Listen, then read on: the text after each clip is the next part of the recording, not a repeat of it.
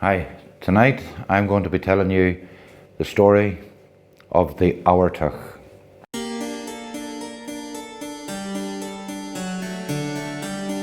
The Abhartach was a 5th century chieftain, and he ruled over an area at a place called Glenullin, which is between Garvagh and Dungiven.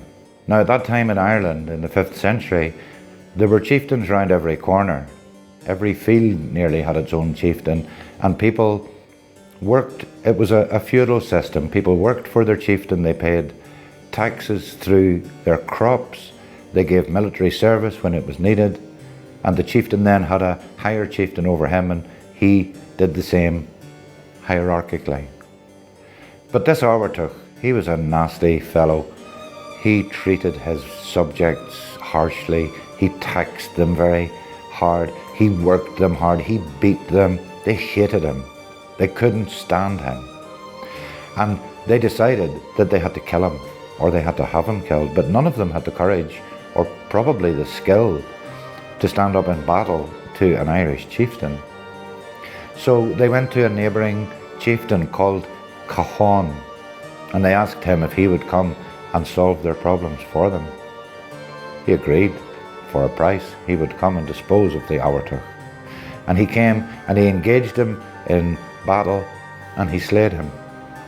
Now, he was buried quickly in the manner that royalty were buried at that time, which is not lying horizontally in the grave like I will one day, but standing upright, their head above and their feet below. And the people placed a great stone on the grave, and they rejoiced because the tyrant was dead. And they rejoiced for about 24 hours, because the very next day the Abhartach was seen walking through the townland, hunched over with a decrepit face, a green pallor to his skin, carrying a bowl in his wretched bony hand, and exhorting his subjects to open your vein, give me blood to drink. The people ran in horror into their houses, and they realised that the Abhartach had not been killed at all. And what they did was they went back to the Causeway and they said, "You didn't do a great job killing our tyrant. He's alive, he's walking through the streets, and he's begging for blood." The Causeway said, "I'll come back and I'll do the job again." And he did. He engaged again in battle and defeated the Abhartach and killed him. And they buried him again, as befits a royal personage standing up. And the people rejoiced for about 24 hours, because, you've guessed it, the third day the Abhartach was still seen walking through the townland, more hideous looking than ever, his body decomposing, his spine poking through his back, the bowl held low to the ground as he stooped, begging people for blood to drink. They went back to the Causeway and he said, "I've killed the man twice, there's nothing more I can do. I'll take advice." And he went to a local druid, and he asked the druid, who some versions of the story say was a local saint. But he asked the druid anyway what to do, and he said, "You can't kill him. He's undead. He can't be killed. He will walk the earth looking for blood for eternity. But I can tell you how to restrain him, how to hold him, how to prevent him from walking the earth. But you will not kill him."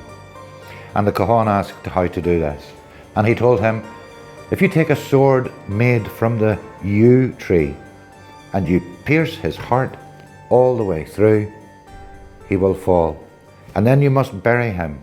But you must not bury him in the manner of a king standing up.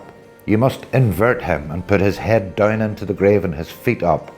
And then you have to place a great stone on the grave, and you have to sprinkle the grave round with branches and twigs from the yew tree and the thorn. And that will hold the Abhartach in his grave." And this is what happened. The Causeway came, he killed the Abhartach for a third time. He was buried inverted. They placed a great stone on the grave. A tree has today grown from the branches that were scattered on his grave. And he lies there, undead.